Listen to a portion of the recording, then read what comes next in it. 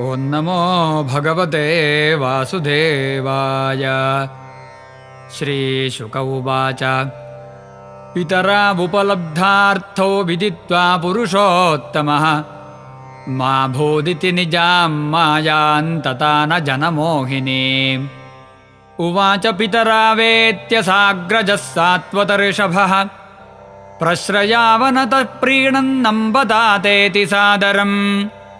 ನಾಸ್ಮತ್ತೋ ಯುವಯೋಸ್ತಾತ ನಿತ್ಯೋತ್ಕಂಠಿತಯೋರಪಿ ಬಾಲ್ಯಪೌಗಂಡಕೈಶೋರಾಃ ಪುತ್ರಾಭ್ಯಾಮಭವನ್ ಕ್ವಚಿತ್. ನ ಲಬ್ಧೋ ದೈವಹತಯೋರ್ವಾಸೋ ನೌ ಭವದಂತಿಕೆ ಯಾಂ ಬಾಲಾಃ ಪಿತೃಗೇಹಸ್ಥಾ ವಿಂದಂತೆ ಲಾಲಿತಾಮುದಂ. ಸರ್ವಾರ್ಥಸಂಭವೋ ದೇಹೋ ಜನಿತಃ ಪೋಷಿತೋ ಯತಃ ನ ತಯೋರ್ಯಾತಿ ನಿರ್ವೇಶಂ ಪಿತ್ರೋರ್ಮರ್ತ್ಯಃ ಶತಾಯುಷಾ. ಯಸ್ತಯೋರಾತ್ಮಜಃ ಕಲ್ಪ ಆತ್ಮನಾ ಚ ಧನೇನ ಚ ವೃತ್ತಿನ್ನ ದದ್ಯಾತ್ ತಂ ಪ್ರೇತ್ಯ ಸ್ವಮಾಂ ಸಂಖಾದಯಂತಿ. ಮಾತರಂ ಪಿತರಂ ವೃದ್ಧಂ ಭಾರ್ಯಾಂ ಸಾಧ್ವೀಂ ಸುತಂ ಶಿಶುಂ ಗುರುಂ ವಿಪ್ರಂ ಪ್ರಪನ್ನಂ ಚ ಕಲ್ಪೋ ಬಿಭ್ರಚ್ಛ್ವಸನ್ಮೃತಃ. ತನ್ನಾವಕಲ್ಪಯೋಃ ಕಂಸಾನ್ ನಿತ್ಯಮುದ್ವಿಗ್ನಚೇತಸೋಃ ಮೋಘಮೇತೆ ವ್ಯತಿಕ್ರಾಂತಾ ದಿವಸಾ ವಾಮನರ್ಚತೋಃ. ತತ್ಕ್ಷन्तುಮರ್ಹತಸ್ತಾತ ಮಾತರ್ನೌ ಪರತಂತ್ರಯೋಃ ಅಕುರ್ವತೋರ್ವಾಂ ಶುಶ್ರೂಷಾಂ ಕ್ಲಿಷ್ಟಯೋರ್ದುರ್ಹೃದಾ ಭೃಶಂ. ಶ್ರೀಶುಕ ಉವಾಚ ಇತಿ ಮಾಯಾ ಮನುಷ್ಯಸ್ಯ ಹರೇರ್ವಿಶ್ವಾತ್ಮನೋ ಗಿರಾ ಮೋಹಿತಾವಂಕಮಾರೋಪ್ಯ ಪರಿಷ್ವಜ್ಯಾಪತುರ್ಮುದಂ. ಸಿಂಚಂತಾವಶ್ರುಧಾರಾಭಿಸ್ನೇಹಪಾಶೇನ ಚಾವೃತೌ ನ ಕಿಂಚಿದೂಚತೋ ರಾಜನ್ ಬಾಷ್ಪಕಂಠೌ ವಿಮೋಹಿತೌ. ಏವಮಾಶ್ವಾಸ್ಯ ಪಿತರೌ ಭಗವಾನ್ ದೇವಕೀಸುತಃ ಮಾತಾಮಹಂತೂಗ್ರಸೇನೈ ಯದೂನಾಮಕರೋನ್ ನೃಪಂ. ಆಹ ಚಾಸ್ಮಾನ್ ಮಹಾರಾಜ ಪ್ರಜಾಶ್ಚಾಜ್ಞಪ್ತುಮರ್ಹಸಿ ಯಯಾತಿ ಶಾಪಾದ್ಯದುಭಿರ್ನಾಸಿತವ್ಯಂ ನೃಪಾಸನೆ. ಮಯಿ ಭೃತ್ಯ ಉಪಾಸೀನೆ ಭವತೋ ವಿಬುಧಾದಯಃ ಬಲಿಂ ಹರಂತ್ಯವನತಾಃ ಕಿಮುತಾನ್ಯೇನ ರಾಧಿಪಾಃ. ಸರ್ವಾನ್ ಸ್ವಾಜ್ಞಾತಿಸಂಬಂಧಾನ್ ದಿಗ್ಭ್ಯಃ ಕಂಸಭಯಾಕುಲಾನ್ ಯದುವೃಷ್ಣ್ಯಂಧಕಮಧುದಾಶಾರ್ಹಕುಕುರಾದಿಕಾನ್. ಸಭಾಜಿತಾನ್ ಸಮಾಶ್ವಾಸ್ಯ ವಿದೇಶಾವಾಸಕರ್ಷಿತಾನ್ ನ್ಯವಾಸಯತ್ ಸ್ವಗೇಹೇಷು ವಿತ್ತೈಃ ಸಂತರ್ಪ್ಯ ವಿಶ್ವಕೃತ. ಕೃಷ್ಣಸಂಕರ್ಷಣಭುಜೈರ್ಗುಪ್ತಾ ಲಬ್ಧಮನೋರಥಾಃ ಗೃಹೇಷು ರೇಮಿರೇ ಸಿದ್ಧಾಃ ಕೃಷ್ಣರಾಮಗತಜ್ವರಾಃ.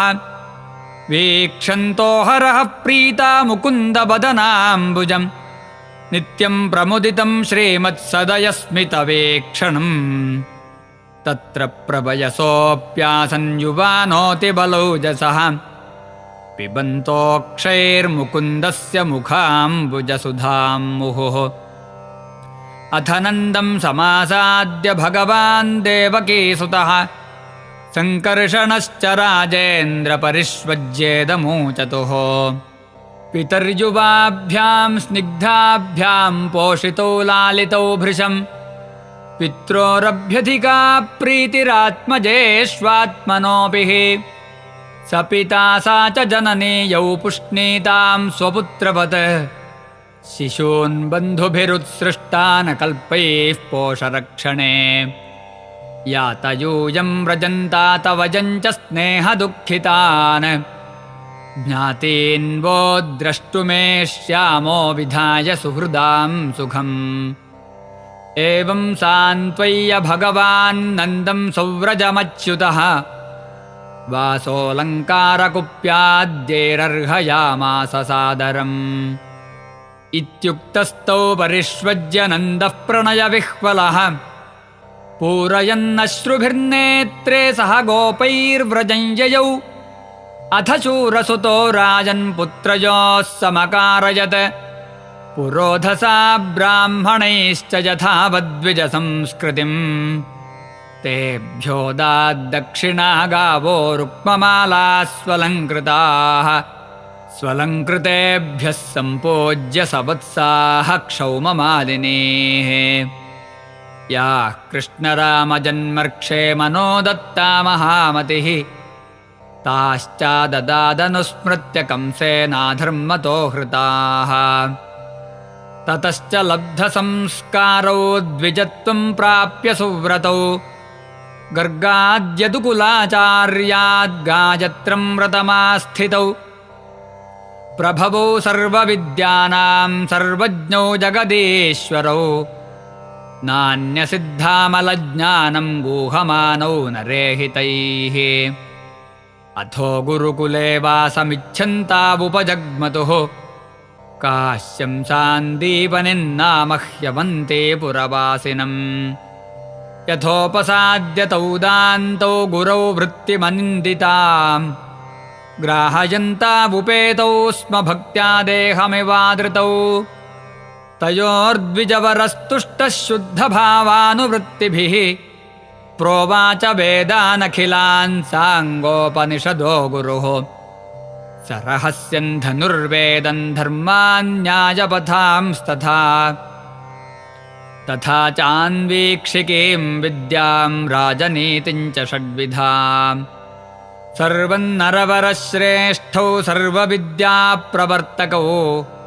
सकृन्निगदमात्रेण तौ सञ्जगृहतुर्नृप अहोरात्रैश्चतुष्षष्ट्या संयत्तौ तावतीः कलाः गुरुदक्षिणयाचार्यं छन्दयामास तुर्नृप द्विजस्तयोस्तं महिमानमद्भुतं संलक्ष्य राजन्नतिमानुषीं मतिम् सम्मन्त्र्य पत्न्या समहार्णवे मृतं बालं प्रभासे वरयां बभूवः तथेत्यथारुह्य महारथौ रथं प्रभासमासाद्य दुरन्तविक्रमौ वेलामुपव्रज्य निषीदतुः क्षणं सिन्धुर्विदित्वार्हणमाहरत्तयोः तमाह भगवानाशु गुरुपुत्रः प्रदीयताम् योऽसाविहत्वयाग्रस्तो बालको महतोर्मिणा समुद्र उवाच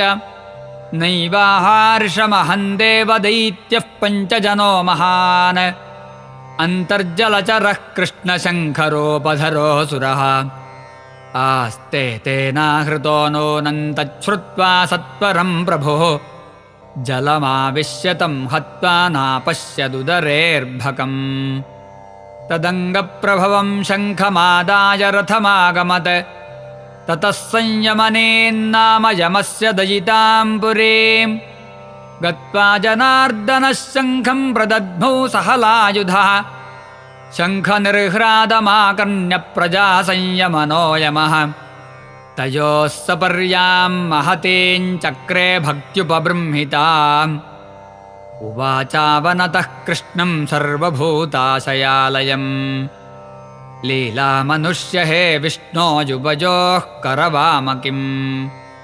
श्रीभगवानुवाच गुरुपुत्रमिहानीतन्निजकर्मनिबन्धनम् आनयस्व महाराजमच्छासनपुरस्कृतः तथेति तेनोपानीतं गुरुपुत्रं यदूत्तमौ दत्त्वा स्वगुरवे भूयो वृणीष्वेति तमोचतुः गुरुरुवाच सम्यक् सम्पादितो वत्स भवद्भ्यां गुरुनिष्क्रियः को नु युष्मद्विधगुरोः कामानामवशिष्यते गच्छतं स्वगृहं वीरो कीर्तिर्वामस्तु पावने छन्दांस्य यातयामानि भवन्त्विह परत्र च गुरुणैव मनुज्ञातो रथेनानिलरंहसा आयातो स्वपुरन्तातपर्जन्यनिनदेन वै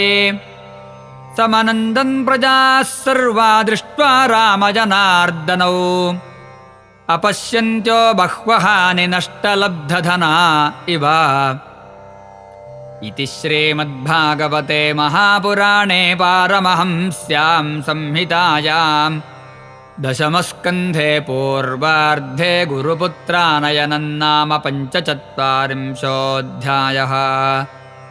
सर्वत्र गोविन्दनाम संकीर्तनम्। गोविन्द गोविन्द।